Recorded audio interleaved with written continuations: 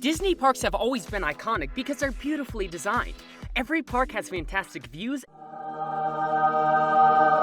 and picture-perfect locations, and let's not forget each park's special icon. But sometimes Imagineers make mistakes, and many of these mistakes have to do with the restyling of many of our beloved icons. That's why today we'll take a look at 8 Disney park mistakes we're happy to forget. Before we begin, we would like to thank Brian Krosnick from Theme Park Tourists for this amazing list.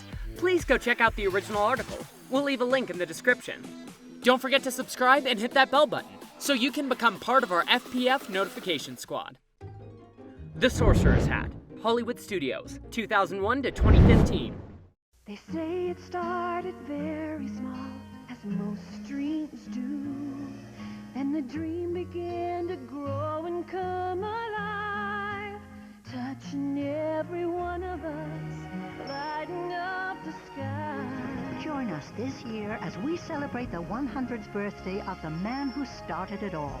Make your plans at DisneyWorld.ca. We share a dream come true. When you step into Disney's Hollywood Studios, you find yourself transported to another place in time. The historic golden age of Hollywood, looking down a streetscape of neon signs and elegant Art Deco towers, populated by the classic cars and madcap characters, who might have called Tinseltown home. With all the magic Disney can muster, you've truly stepped back into the heyday of Hollywood. And residing at the end of this idealized and lived-in Hollywood Boulevard is a 120-foot tall giant blue pointed sorcerer's hat and stylized mouse ears being held up by a giant Mickey hand. The Sorcerer's Hat, based on Fantasia's The Sorcerer's Apprentice segment, was built in 2001, centralizing Disney's celebration of 100 years of magic, the year's promotion around what would have been Walt Disney's 100th birthday. And like the Icon Tower, the hat way outlived the celebration it was meant to promote. Most curious of all, though, is that the hat was built directly in front of a camera-ready park icon, a recreation of Hollywood's legendary Chinese theater, which has stood at the end of Hollywood Boulevard since the park's 1989 opening, housing everyone's favorite and now retired attraction, the Great Movie Ride. What happened? The Sorcerer's Hat was removed in early 2015, restoring Hollywood Boulevard's view toward the Chinese theater. The Sunwheel, Disney's California Adventure, 2001 to 2009. Heads up, Disneyland. We have a new neighbor. The world ends in bikinis. Not from this coordinate, Miss White. They're from California. Ooh, nice limo. Is there a prince inside? Sorry, girls, but any interest in a 100-foot grizzly bear? Introducing Disney's California Adventure, a whole new theme park filled with Disney adventures and fun, right next door to Disneyland. Let's go see him. Easy, big guy. Nobody likes a nosy neighbor. Call now to book your vacation at Disney's California Adventure. When Disneyland's second gate opened in 2001, early word from visiting guests was that the new gate wasn't worth spending a day at. We talked about this before in our California Adventure disaster video. If you want to check it out, click here. But one of the main reasons that the park was a disaster was the park's ride collection. Woefully short on things to do, most of the park's modest ride count was relegated to Paradise Pier, a lane meant to recreate California's seaside boardwalks, the very ones Walt designed Disneyland as an alternative to. Even then, fans were quick to point out that those rides were off-the-shelf carnival rides, like yo-yo swings, a drop tower, a parachute tower, and a launch steel roller coaster. Not Disney-quality attractions. Looming over them all was the Sunwheel, a 160-foot Ferris wheel with a brass 70s-inspired smiling sunshine at its center. The Sunwheel was symptomatic of the issues with Paradise Pier and all of California Adventure. Set in no particular time and place, but looking like a decades-old ride in a modern boardwalk, the off-the-shelf ride lacked character, literally. What happened? As part of the park's billion-dollar redesign, Paradise Pier's timeline was reset to the 1910s, with classic pie-eyed versions of Disney characters scattered about. The Sunwheel became Mickey's Fun Wheel, complete with a new lighting package to complement the World of Color nighttime show taking place in the lagoon at its base. But Mickey's Fun Wheel is gone too. Well, kind of. In 2018, the second round of facelifts swept through the land, renaming it Pixar Pier. Mickey's Fun Wheel became the Pixar Pal-Around, with each gondola adorned with vinyl stickers of a famous Pixar pair. However, pie-eyed Mickey still remains on the front of the wheel. The Epcot Icon Tower, Epcot, 1999 to 2007.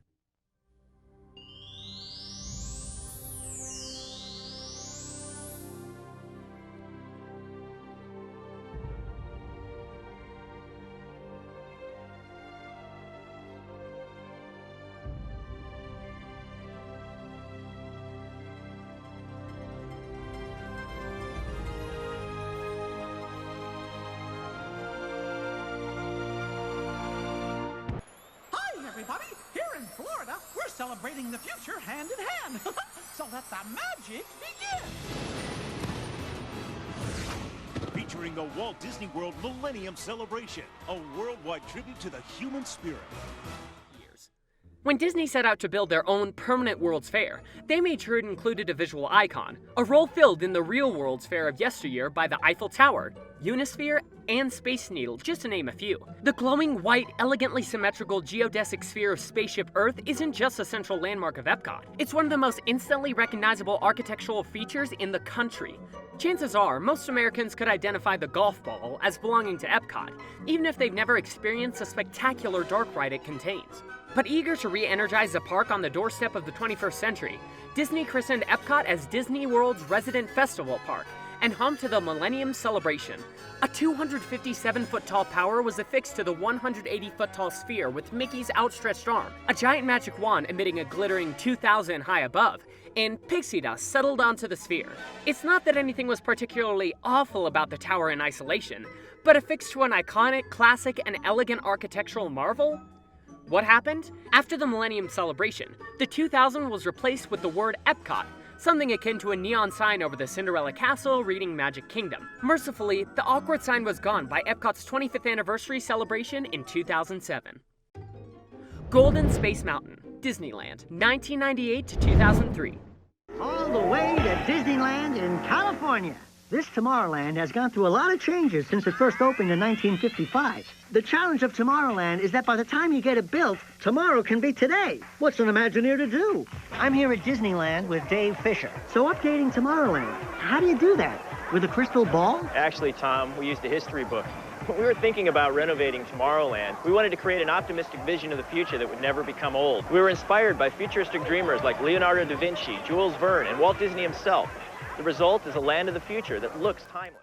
Imagine if you stepped into Disneyland or Magic Kingdom tomorrow only to find that the castle has been repainted yellow. That's the approximate experience that befell guests to Disneyland when in 1998, Space Mountain briefly swapped paint jobs with C-3PO. The truth is that by the mid-90s, it was well past time for Disneyland to receive a new Tomorrowland. Half of the land's attractions had shuttered and the rest were looking woefully outdated. The land hadn't received a facelift since 1967, but the timing was all wrong. The recent opening of Disneyland Paris had sunk Disney's finances, and then CEO Michael Eisner grew wary of large-scale, high-budget projects. We've talked about this lots of times, so be sure to check out our Tomorrowland 2055 video if you want more info. In short, a vastly reduced budget forced Imagineers to borrow the European-influenced fantasy future they devised for Disneyland Paris and import it to Anaheim. Maybe that would work if Disneyland got the Jules Verne-inspired Space Mountain, but with practically no money to do it right, Disneyland's Space-Age Tomorrowland was simply repainted in dull coppers and golds, giving a vaguely natural retro future look on the outside, but with its attractions all still sci-fi on the inside. What happened? Tomorrowland was gradually returned to white, blue, and silver beginning in 2005 as a commemoration of Disneyland's 50th anniversary. Leave a Legacy, Epcot, 1999 to 2019. Long ago, stepping into Epcot was like walking into an oasis of palm trees, flower beds, and fountains set before the iconic Spaceship Earth. That's long gone, for now, thanks to Leave a Legacy, another remnant of Epcot's Millennium Celebration. We like to look at the legacy sculpture as not a memorial to the past, but a living sculpture, something that looks towards the future. It's the first thing that you see once you come through the turnstile and will be the guest's first impression. Now, stepping into Epcot, you're surrounded in brownish granite monoliths, not unlike the material and colors of tombstones. And like markers you'd see at a graveyard, these massive granite walls, ranging from 3 to 19 feet tall, have etched portraits. But these aren't the deceased, they're guests who wanted to commemorate their attendance at the Millennium Celebration. If you had a photo of you, $35, or you and a friend, $38, etched on stainless steel, you might make a habit of visiting it each time you come to Epcot. And since Disney sold 550,000 of the 700,000 available tiles, that's a reality for quite a few people. But for everyone else, the entry walk through the Leave a Legacy monoliths is somewhat cold and unfriendly. At least Disney legend John Hench, original designer of Spaceship Earth, designed the forms so that they appear to cradle the geodesic sphere when viewed from a central point. It gives them an opportunity to leave part of themselves here. And there's a certain magic in that. What happened? Guests purchasing a tile received paperwork noting that Disney could relocate the image and/or sculpture anywhere within Walt Disney World at any time, and that they could be removed permanently after 20 years. With the last tile sold in 2007, that seemed to indicate that Leave a Legacy would remain until at least 2027. And since some of the monoliths weigh 50,000 pounds, probably longer. As part of Disney's ongoing reimagining of Epcot, it was announced that the original Garden Entry Plaza would be restored. True to their word, Disney will keep the Leave a Legacy monoliths, but move them to the outside of Epcot's front gates. That process started in May 2019. California Postcard. Disney California Adventure, 2001 to 2011. Disneyland's entrance is a turn-of-the-century red brick train station set high on a hill, with classic wrought iron gates around the plaza leading to it.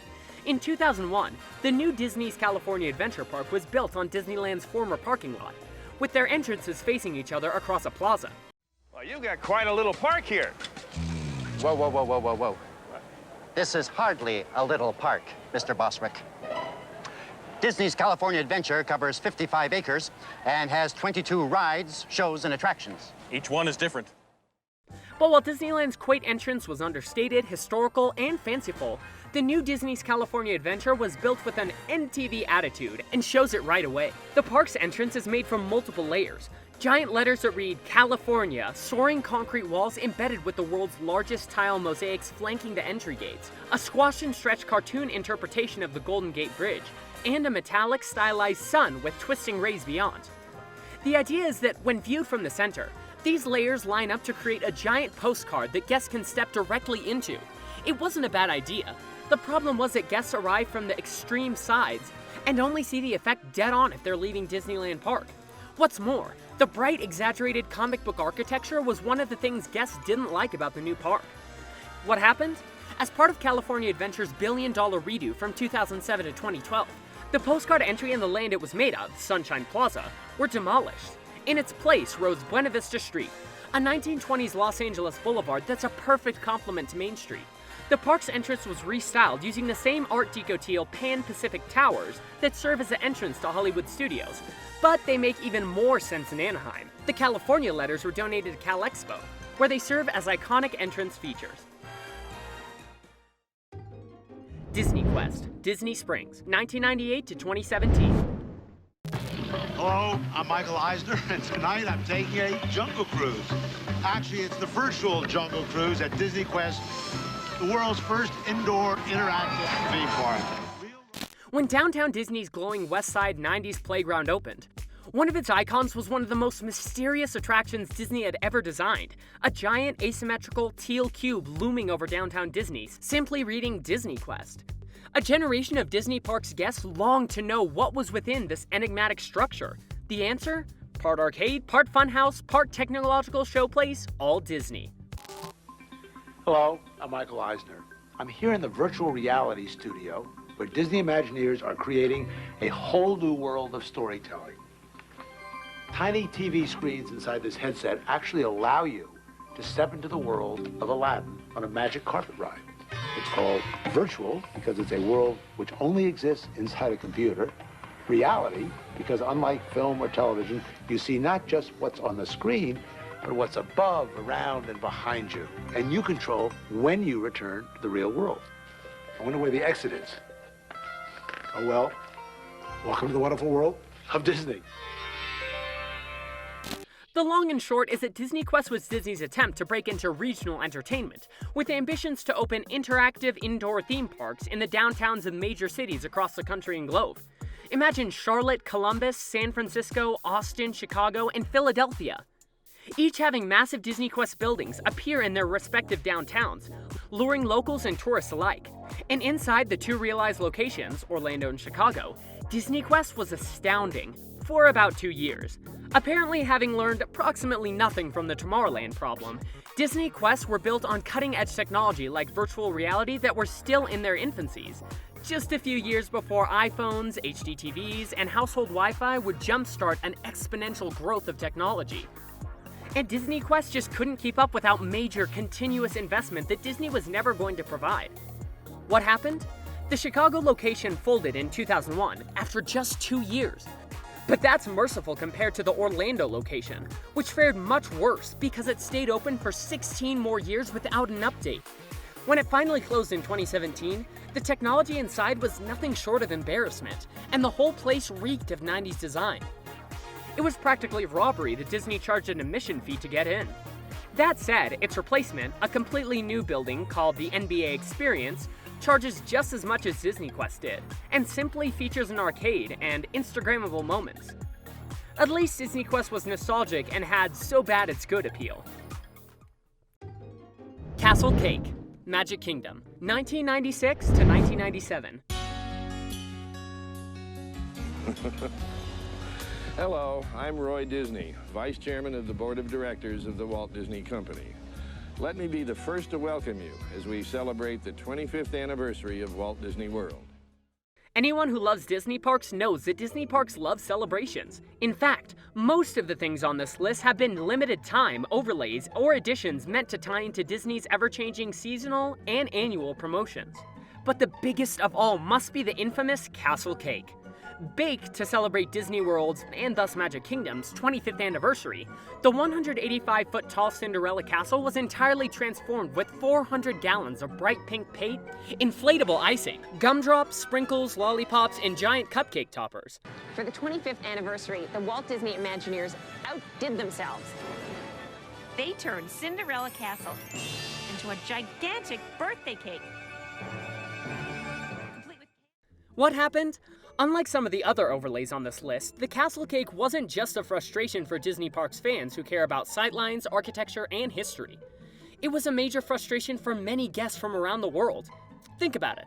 Visitors to Disneyland are largely local or regional, which is why the California parks often host holiday overlays like the Haunted Mansion Holiday, It's a Small World Holiday, Guardians of the Galaxy, Monsters After Dark, why Disneyland switches fireworks shows every few months, and why adding seasonal and promotional elements to Sleeping Beauty Castle or the Carthay Circle Theater are welcome. But Walt Disney World guests are largely tourists who visit once every few years, or even once in a lifetime, so they want to see the Haunted Mansion, no matter the season. Likewise, disguising the resort's most identifiable icon probably led to more than a few complaints. Insiders even say that couples raced to postpone or cancel their Disney proposals and costly wedding ceremonies, thanks to the glowing sugar castle. So the Castle Cake wasn't just memorable for Disney Park fans. It also taught Imagineers that any promotional changes made to Cinderella Castle that followed would need to be tasteful, minimal, and, more importantly, not too invasive. Like all of Disney's year-long celebrations, this one lasted past the 12-month mark. But luckily, the Castle Cake was only around for 15 months before being stripped of its sticky sugar ornamentation and restored to a glowing white and gray paint scheme, which has since been replaced with a slightly warmer tan. Thankfully, these mistakes have been fixed, so you should definitely plan to visit all of these parks to check them out in their full glory. And to do so, our friends at PixieVacations.com can help you plan your perfect vacation to Disneyland, Disney World, or a Disney cruise, specifically tailored to your vacation style and budget. And working with a Pixie is completely free. So talk with them to make the best out of your Disney vacation.